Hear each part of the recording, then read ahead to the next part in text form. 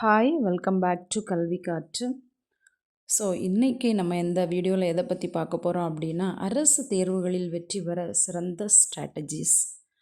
நம்ம எல்லாருடைய வாழ்க்கையிலையும் அரசு பணி அப்படிங்கிறது மிகப்பெரிய கனவாக இருக்கும்.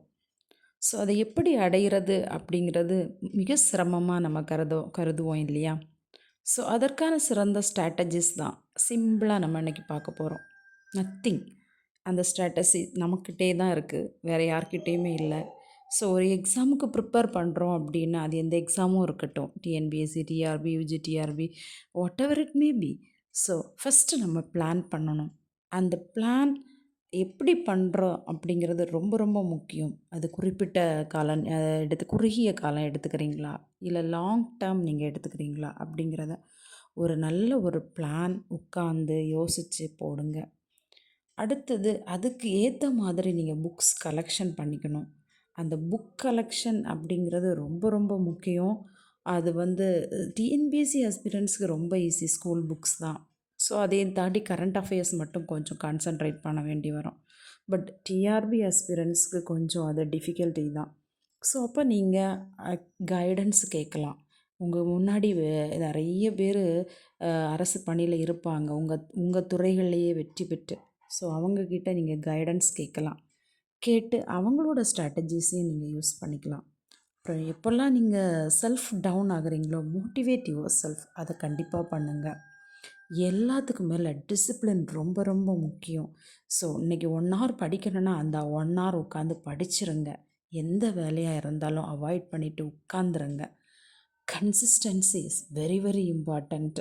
அது நீங்கள் தேர்வில் வெற்றி பெற்று வேலைக்கு சென்றால் மட்டும் இல்லை, ஸோ உங்கள் வேலையில் நீங்கள் ரிட்டையர்மெண்ட் ஆகிறது வரைக்கும் அந்த கன்சிஸ்டன்சியை வச்சுக்கோங்க.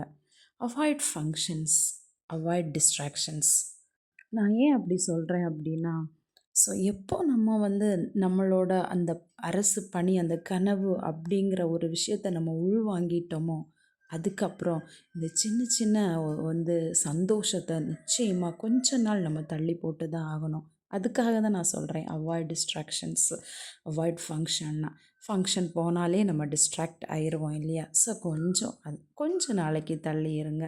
ஸோ இந்த விஷயங்களை நீங்கள் ஃபாலோ பண்ணாலே நிச்சயமாக கண்டிப்பாக ஒரு நாள் நீங்கள் அரசு பணியில் அமர்வீங்க. அதில் எந்த டவுட்டும் இல்லை. ஸோ குறிப்பாக சொல்லணுன்னா, இந்த ஒரு அரசு பணியை அடைகிறது வரைக்கும் சிம்பிளாக ஒரு துறவி மாதிரி நம்ம வாழ்க்கையை வாழணுங்க. அதுதான் நம்ம அரசு பணியை அடைவதற்கு நிச்சயமாக நம்மளை வழிகாட்டும். ஏன்னா இந்த எக்ஸாமில் போயிட்டு ஃபெயிலாகி அந்த ஃபெயிலியர்ஸோட வாழ்க்கையை நீங்கள் கேட்டிங்கன்னா, நிச்சயமாக அவங்க பகிர்ந்துக்கிறது இதுதான். டிஸ்ட்ராக்ஷன்ஸ் அண்ட் அவங்களோட குறிக்கோளில் இருந்து சரி இன்றைக்கி ஒரு நாள் மட்டும்தானே பார்த்துக்கலாம், அந்த மாதிரி ஒரு டிசிப்ளின் இல்லாத ஒரு விஷயந்தான் அவங்களோட வெற்றி தள்ளி போகுது அப்படின்னு நிறைய சொல்லியிருக்காங்க. ஸோ டிசிப்ளின் ரொம்ப ரொம்ப முக்கியம்ப்பா நம்ம வெற்றி பெறதுக்கு. ஸோ அதை மட்டும் நீங்கள் விட்டுறாதீங்க. பிளான் பண்ணுங்கள், புக்ஸை கலெக்ட் பண்ணுங்கள், டிசிப்ளினாக உட்காந்து கன்சிஸ்டன்சியாக படிங்க. வெற்றி நிச்சயம்.